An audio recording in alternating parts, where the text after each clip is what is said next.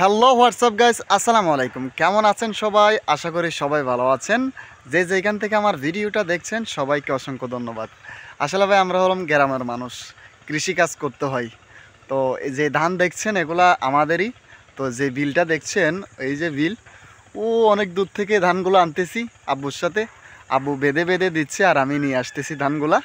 তো আপনারা তো জানেন আমি ছোটোখাটো একটা বিজনেস করি, ঝালমুড়ি বিক্রি করি। তো ঝালমুড়ি বিক্রি করা শেষ, বন্ধ করে দিয়েছি দোকান। তারপর আব্বু এখন ধানগুলো বেঁধে দিবে আর আমি ধানগুলো নিয়ে আসবো ইনশাল্লাহ। ভিডিওটা সম্পূর্ণ দেখবেন, কন্টিনিউ করবেন, গ্রামের ছোটোবেলার সেই দৃশ্যগুলোকে উপভোগ করবেন। ধন্যবাদ, সবাই থাকবেন আমার সাথে। তো মনে করেন অনেক দূরে আছে, যে আমার আব্বা আনতেছে ধান।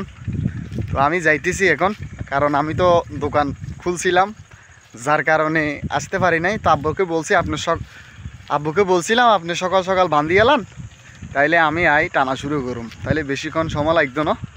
তো আমার আব্বা আইতেছে, এনি টানতেছেন, এখন আমি যাই মনে করেন টানা শুরু করলে দুজনে মিলে টানলে তো আর বেশিক্ষণ সময় লাগতো না। আর এখন বিল মোটামুটি শুকাইছে আমাদের এদিকে, কিন্তু এখনও বিল শুকানো।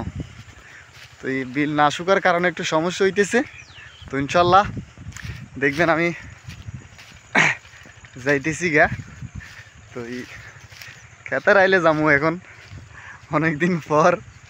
ঠিক আছে, বুঝছিনি, আনন্দ লাগের। এই যে কাদা মাটি এখনও আছে, একটা হাফ প্যান্ট পরছি, এটা পরেই তাড়াতাড়ি মনে করেন চলে আইছি।